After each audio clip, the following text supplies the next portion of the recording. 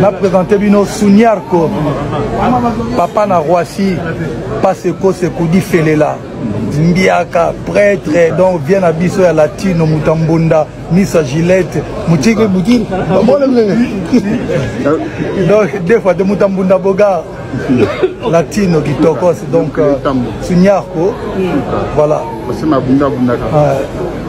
bato balingaka ye boya ozela ye lobi na Paris okoma na Paris lobi qui tokos Sunyarko arrêtez la musique. Arrêtez. Katazoba. Big up la famille, Mbote, bonjour et bienvenue sur Boalo de TV, bienvenue dans Katazoba, la chronique Intello, bienvenue chez la gourou de son temple Eagle Woman, la maman des aiglons. On revient avec ce nouveau numéro, on va se dire des choses et à chaque fois, pour nous, c'est un réel plaisir. Restons ensemble, il n'y aura pas de soucis. Ngana croyant na Guaté et puis na banga avec Guaté. Donc ça veut dire que nous sauté comme là na mona ngo ila normal. Et dans Zambie monia ngana croyant na Guaté et puis na banga avec Guaté. Voilà, na croyant na Guaté na banga kapé Guaté nyoso oyo. Et comme la kanga na monaka, eza lango normal, eza makambo ya nzambe. La Bible nous dit en toutes circonstances, rendrons grâce à l'Éternel. Toutes circonstances, rendons grâce à l'Éternel. Bible mutelo bien. Tokumisaka nzambe na circonstances nyoso na ya mabe na ya malamu, naissance, décès, tout. Tokumisaka nzambe. Alors, tu habites pourquoi ce verset, il va n'a plutôt comme ça gagne la circonstance nyoso, peut-être parce que nyoso yaka et comme il a ramutu yende a permetaka atika kangwe koma, peut-être pour nandingoana. Alors, mesdames et messieurs, le décès de Paseko, c'est l'un du membre du groupe de Kofi Olomide Quartier Latin International qui fut le batteur, hein, c'était le batteur de l'orchestre à Beta Penambunda, l'orchestre wana ya Osakanate. Donc l'un des anciens musiciens ou artistes du groupe Quartier Latin vient de nous quitter, hein, celui qui battait le tam-tam au sein de l'orchestre n'est plus. Après une série de maladies et consorts, eh bien, il a rendu l'âme hier. En tout cas, paix à son âme. Nos sincères condoléances à la famille biologique, nos sincères condoléances à ses collègues de travail, son ancien patron, son ancien groupe, et aussi nos sincères condoléances à l'artiste Fally Ipupa, au Azala qui proche naye na ba dernier jour yo. Et voilà. Et en tout cas, Dieu a donné, Dieu a repris. C'est un sujet qui dépasse tout le monde. Naba chrétien, naba profane, naba païen, bisotou. Problème sujet où il y a décès, il y a liwa et lekela mututu. Et lekela mututu makambo liwa o tile loto comprendre te o bakufa ka bakendaka wapi. Ndenge moko pe o babota makaba utaka wapi. Toyeba te to comprendre te tile lo liwa ezotika la seul problème oyo ezolekela to elekela ka ba humain. Du moment où il y a jamais eu de contact entre le monde yaba o bakendaka bakufa na ba o batikala. Contact ezalaka te po bango bayebisaka biso ke tala awa tozalaka boye boye boye tovandaka boye boye boye. Contact ezalaka te soko so kati so komi ngambo wana c'est fini. O na lotaki o alobeli nga na ndoto eza ba hallucination, ezalaka ba imagination na biso, ezalaka ba mythomanie, eza makambo ebele. Mais il y a jamais eu de vrai contact entre le monde ya bato bakufa na ba o batikali na vie. Pour se communiquer, bisaka biso ke kuna ezalaka boye awa ba vivaka boye. Ndenge to moda ka muta kenda poto a cause la contact na mutu en Afrique ayebisaka ke na poto tala boye soko ya o ezalaka boye boye. Mundele asalaka boye ba vivaka boye batambolaka boye. Mais kuna monde wana ezalaka na mutu te oya koyebisaka yo ke tala awa na kuti boye mukoloko ya awa tala keba sala boye ezalaka boye. Kuna ezalaka te monde wana zoko so kufi okei kuna o eza kuna esuka aka na batu ba kuna. Donc voilà, ti lelo eza sujet moko oyo dépassaka biso nyonso. Alors pour la petite histoire, ndenge nayoka lisolo moko frère Patrice abeta na nzembo na ye ya ngebe, puisqu'on parle de la mort. Na nzembo frère Patrice ya ngebe so bolandi yango bien abeta lisolo ya bakoko na biso na kala, avant ba découvrir liwa, ba comprendre liwa ndenge nini ebandaki kotungisa bango. J'espère que ce botier nzembo frère Patrice ya ngebe. Oh ngebe, ngebe, oh ngebe. Ngebe ya version à liboso, première version ya ngebe. On dira ça la remix nango. Alors dans la première version ya chanson ya frère Patrice ya ngebe, boyoka ndenga beta lisolo ke bakoko na biso ya kala bazako kanisa so muta kufi alali ya ozonga. Après bakomo mona ke mutango alala ki banda tongo ozonga te. Lobi suzo yela mukate, lobi kuna ola mukate. Ti bakomo comprendre ça dit que yala maman moko to lala ka to lamuki, mais na ba maman moko to remarquer so mutalali, on dit mo ba 3 jours, 4 jours, 10 jours pe a bouger te ti o mona komo bimsa solo. Bakoko bakomo lukati, bakomo mituna mais ça phénomène nini. Bakomo kanisa kutu nde mindele bakoyela bango solution ya liwa. Bolanda makambo fa Patrice alobala nzembo wana boyoka. Bakomo kanisa ke mundele akoya olongwela biso système oyo. Soki mutu alali totie makasa totie bakisi tosali bakisi ba rituel nyonso azonga akati. Ti ba yeko mona mindele yango bayaki kotila bango espoir bango mo pe bakufaka bango mo pe babelaka. Nde ba koko na biso ba yeko comprendre ke ya dans eloko ya na solution te. Maladi tokobuka makasa tobuki banzete tosali mutu kisi abiki. Pongi akolala na tongo ala muki ake bilanga ake chasse. Mais oyo soki komi peneke mutu akati boy aozonga ka lisusu te. Nde bakoko na biso ba ko comprendre ke liwa eza penza kokende libela. Bolanda nzembo frère Patrice bo comprendre ngo. Oh ngebe, ngebe, oh ngebe. Oh ngebe. Bon. Bref, pour la petite histoire, eza bongo. Alors tout songa siko on a gilelo, toi na 2025. Liwa ya pas se kose ezo lobisa batu ebele. Qui interview na taliba émission avant na sala émission nga na 8 ans pena ya yoka pe batu kande tout salaka tali yoki pe batu pour tout ça l'analyse bien. Alors na chaîne ya Vincent na chaîne ya Frank Stemai bango bazwa ki interview ya famille. La famille balobi ke azalaki déjà na tumeur ya cerveau et banda déjà kolia ye ici komaki déjà na niveau moko boye yango asenga ki fali mais na poto peut-être kuna kozoba soin avant même na landa chaîne ya Vincent. J'étais en train déjà de me dire moi-même que peut-être kazaki na des malade à partir à kin a lukasko moyen que ko se soigner na poto ezati yango alekela na nzela fali que soki moyen za kotisanga na liste na komananga kuna na kezoba soin. En tout cas je me disais déjà ça na kota pe na chaîne à Vincent na kuti version wana Kiazaki ne dia malade, asola ina fali, et puis baluki moyen koma kuna, et puis voilà. Ya on te sabino, tout ça ba gourou du temple. Donc même si la talaki chaîne à Vincent n'engana ya olobango ka peut-être boy. Mais n'engana olobango siko on a peut-être. Mais kuna siko on a eu confirmation parce que c'est la famille ndi balobi azaki malade bandakala. Alors, na talaki live ya bato affaire hein.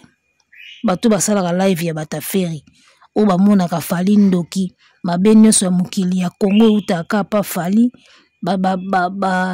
pasi nyonso ya bato na musique e utaka pa fali donc banda na pasi ya feri ti ba pasi ya bato tu fali ka mutazaka auteur nango basali ba live babandi déjà koloba o fali alie o fali asali boy o boko sila fali ko sili sabino za vengeance nini balobi te ba live ekeye zongi.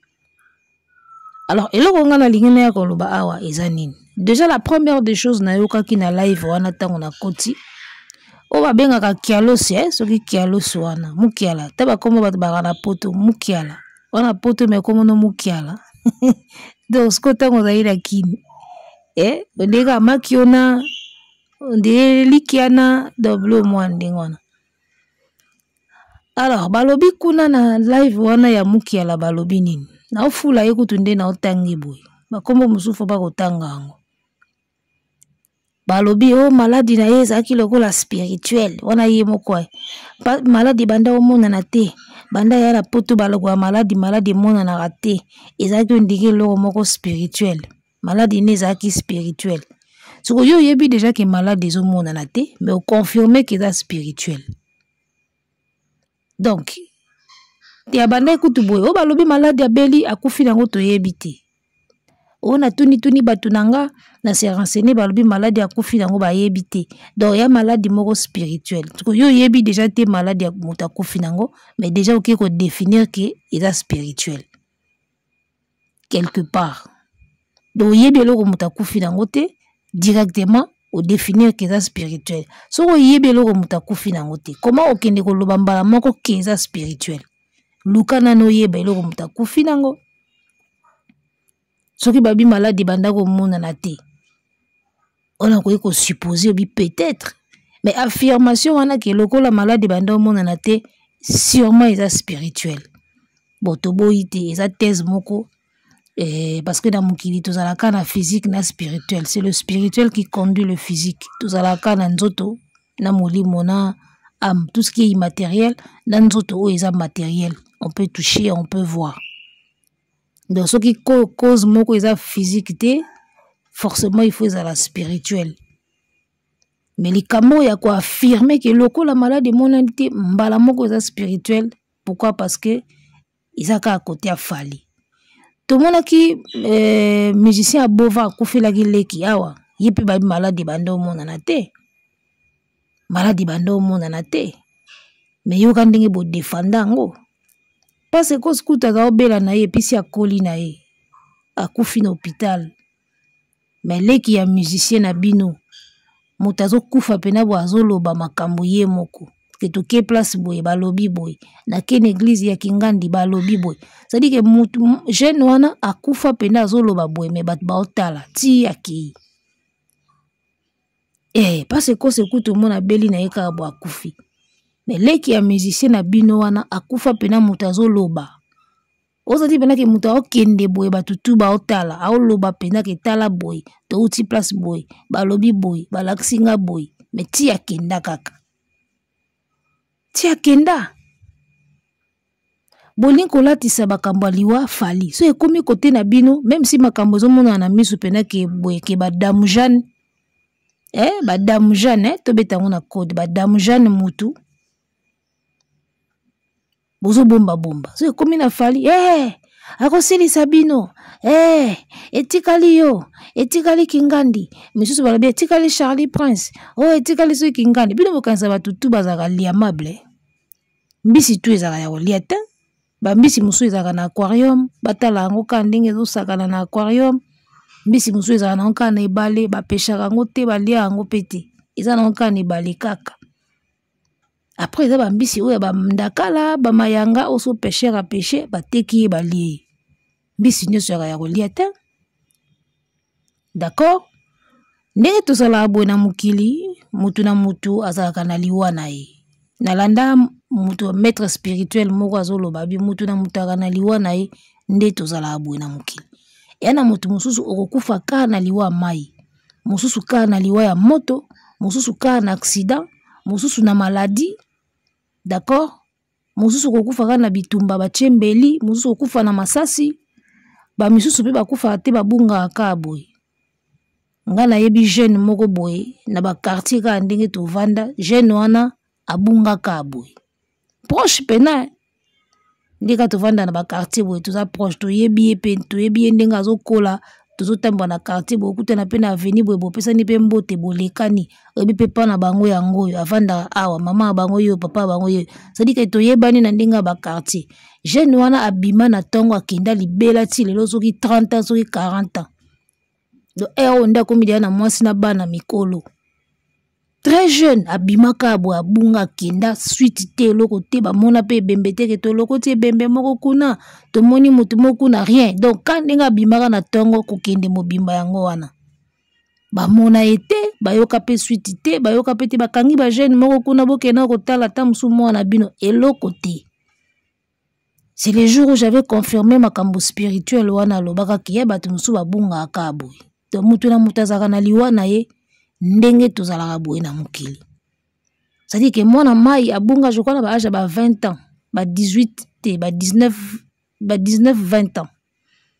Donc ti lelo ba nombre d'années o esali nde déjà ero ana mwasi na bana déjà ba koli ba otanga pe.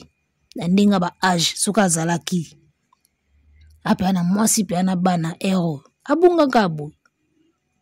Kande ba bima mbali abimi akenda libela. Azongi te boluke nanu boketele na okuna. Baluka balemba ti lelo ba para ba basala deuil. Babosana mwana kenda bongo suite te corps te eloko te sango te nini te akenda ka bongo. Il y a des gens qui sont partis comme ça. Et il y a des gens qui sont partis comme ça. Donc mutamutaka na liwa na ye ndenge tozala boye na mokili. Mutamutaka na liwa na ye. Vous comprenez? Ngana ndima pene eloko wana kezaka vérité pour na mona ba sorte ba liwa to kana ba ser moko boye ka ya quartier to yebanaka. Bango bakufa ndenge nini ba discuter ka na mutu omona mutu wana ba discuter ki na ye azaka mutu bakwiti akenda mela bakwiti na ye aya na butu acha moto na ndako wana bango balali bandeko mibale ya basi na sapongi moko akufa ka na sapongi moko asanta moto abundi ti baye ko aider bango abima azika akoto hôpital mais azika penza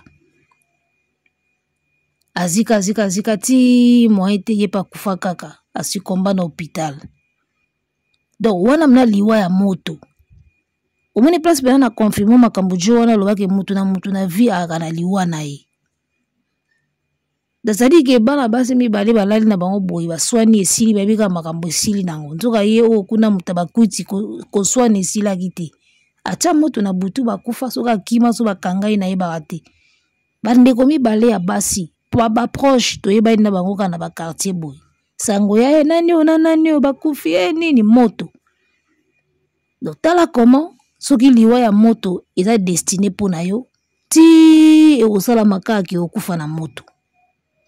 Okufa na moto soki pe ya mai o yemba papa mso tabule liwa ya samba toki pe liwa ya moto mama mokolo na kokufa nani akolelanga nakoyeba te otika na milela liwa ya samba soki pe liwa ya nini Donc bref voilà alors tozonga na makamba batafere balobi fali akosilisa batu fali mutazoleka batu mbeka banini omoni toboyi te que le côté spirituel existe misala mabe existaka namoni mwana mwasi moko babengaka fura aza mwa pembe bo azo témoignaka mikolo makambo ya misala mabe bakotisa ye soki pe aza normal na ebite soki pe za ba hallucination soki pe za malade mentale soki pe za makambo asoma baoloba en tout cas jusque là na comprendre enante mais tout ce que je comprends na makambo azoloba ke le monde mystique existe misala mabe ezalaka batu balekisaka batu bambeka baza ba sacrifice eza mais so okebi pete nyonso wana toyoka aka koyoka nyonso wana toyoka aka koyoka siko o pena mona boy kinga na vanda boy na mona boy toyebaka te so bazalaka o bamonaka pena ke na mona boy nyonso toyoka aka koyoka basalaka ba sacrifice balekisaka batu basalaka boy ka ninge ye moko egla lobi ya koyana na gwati akoyana na gwati ya mona nyonso za nango nzambe pe na Bible balobi en toutes circonstances rendons grâce à l'Éternel tamsu ye moko yebi pourquoi. Alors ngana koloba na bandeko o ba osa ba live pour loba ki fali mutazoleka batumbeka oyebi so mutakufi il faut ba hypothèse ezala kebele bino boko vandela ga hypothèse moko te parce que pour na bino la seule hypothèse qui tienne ezaka ke fali apesa batu ba visa après batu bazokufa après batu bazosala boye donc hypothèse oyo ezotenir pour na bino ezaka o fali soka pesi yo visa après omono beli après omono kufi ba hypothèse nyonso oyo ekosala ke moto akufa bolongo liango na motu nde esika bayebaka ke bato baolukela motu ka likambo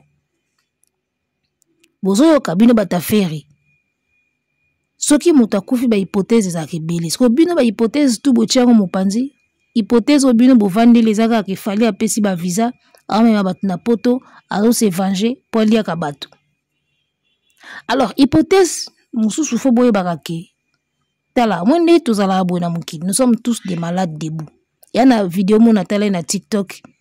Bazo la qui ça va remède moko boye comment qu'on soigner maladie telle, comment qu'on soigner maladie yo, comment qu'on soigner ba infection oyo na TikTok.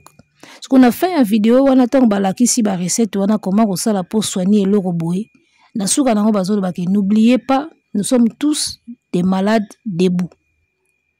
Wana vidéo wana muta TikTok et bon. Nous sommes tous des malades debout. Donc chaque être humain est tout ça malade en circulation. Bon mon la gande botambo la kananzela bozo le kala na ba réabis na ba transport moko za hypertendu, moko za hypotendu, moko za muta sucre, moko za la muta boye. On est tous des malades en mouvement. Puis surtout mutuna mutaza na estomac na ye oza na estomac o azaka na mo eloko na ye moko dérange ka ye eloko na nga wana dérange nga soki bandi na melaka kiso médecin akomelanga sali to vivaka nango to vandaka nango e mokolo kozalaki ebaye to ebendi okei. On est tous des malades debout. Alors faut comprendre que ba passe ko sende baza wana basali pe batana bango tala ba veo bakoli mabe eutina yo oh ngaleka le ganche fote eutina yo oh romelo kwa yorolo bakinanga ke yo kobala bolonga bomona pasi papa okie moto malamu mikitisa mokili tombola yo lokola na kelela papa na wasi seka kudifelela pase kose tala tant que tu as la clip ba ultimatum mo nga na gina age nini leo na komi presque maman d'accord si tu as la ba ultimatum mo ba passe ko se misu Gillette et lui na we moko aigle mutambunda ya bogar misu Gillette tela ka passe ko se na clip o vie on senti pena zana no jeune na o bogar butala ka clip ya papa na wasi na ultimatum tala ba veo bakoli basali pe batana bango po époque ultimatum ezo beta o bazo rene o ya tenden ngana ina na bleu blanc ce que to comme déjà presque ba parents boyi ya ba passe kosi bazala ka ba jeune vraiment tala ba veo bakoli tala ka efali azo présenter na aéroport mandefu tout pembe déjà ba veo bakoli banzoto pe sali. Vous comprenez? Encore sous bandouleman. La monde de la musique n'a pas besoin de bogar boy, ba serpe balinga otika batupe kimiate. Koyaka yaka kaka ba coller serré moko boye. De ba vie ope ba sala pe ba vie na bango déjà ba beta pe. Vous comprenez? Ba kenda pe na ba vie na bango pe donc tala ba sali vie. Ba passe ko se ba bana mikete a jeune te. Fali déjà zo benge vie. Vie na biso la dino parce que c'est fali. Yimoko fali tala ndinga komi déjà père. Mako 6 père o soko pesa muta vitesse a rocha pese mi pe aboti fali pe koko. Soko ba passe kose. Donc fali te ngazo ya quartier latin jeune papa se kose de aba vie. Tala banzoto ekoli. Yaya, banzoto ekoli. Batu bakoli ba passe kosi wana bakoli ba bana mikete botala ka vidéo ya ultimatum botala vidéo oyo air fallait azo présenter pour sentir pendant que ba vie basi ba sali pe ba trajectoire na bango. Alors corps humain na ndinga ya normal ezoka zokola asali pe mingi e akoma pe kokende. Da hypothèse wana siko pa batafere ezate bango hypothèse ezaka ke so ba pesi yo visa après ba pesi au voyage à Poto après azaki ni déjà ko bela na bakisha sawa tumeur ya cerveau ya ba malade rarement ebikaka rarement ngako ta na weki akufi na monika nde misu ne banda ko zala mike na ultimatum na bita musu problème ne ya misu te parce que azaki vraiment na misu moko on dirait normal te c'était beau à voir hein, et banda ko sale bien misu Gillette tu vois mais après ils ont mis sous normal. Ils ont mis sous normal té, mis sous naïe. Tu vois, ça faisait aussi sa beauté. T'as la mis sous Kofi, t'as la mis sous Fali, t'as la mis sous naïe. Vous remarquez qu'il peut la mis sous Moroboy normal penzati. Mais ça lui faisait beau et bando ça l'avait bien mis sous Gillette naïe. Et ils avaient payé référence naïe. Mais ici, à Kofi, on a mis sous gilette, tu vois. Mais ça qui mis sous normalité. Alors, moi, la première des choses qui m'a traversé l'esprit, je me disais, ah, t'as mis sous naïwana te moutou. Et puis, si moi, genre, or, tu meurs, il y a cerveau. Donc, pour tout vous dire, hypothèse des ébélés, vieux, sali batana, on a quartier la te, voyager, beti, concert, sali makambo, nzoto pe koli et koli. Soka bimseli biso bana na tam sou to mona pe père déjà na ba mère. Donc voilà, na mon vidéo na na hôpital nde bazolesa sou ki pembe mandefu pembe, ve koli yaya. Fallait azola taka na yeka beurre moko boye mais batu kolia. Et après, nous, les Congolais, il faut trouver des défauts pour respecter pe bikila. Tam sous docteur aloba musique te, mbunda te, eloko boite, basi te, nini te, masanga te. Mais au moins, yo zo continue kaka. Miso daki na batu na famille, abela kapena ba pekisa masanga me amelarani. Daki na bataboko na famille, yebo pena ba pekisa masanga, yebi pekeza mabe pour na santé ne, me amelarana ye kaka. Soko wana soka kufi, bokomo luka batu. Beaucoup de luka batu. Pour même qui est boy, pour pesa qui est visa, pour sala qui boy. Moi, je ne suis pas sans ignorer que le monde spirituel existe. En tout cas, wana suri yo ignorango se koza oza mutu taba. Mutu aza mutu foye ba ke monde spirituel existaka. Mabena malamu existaka.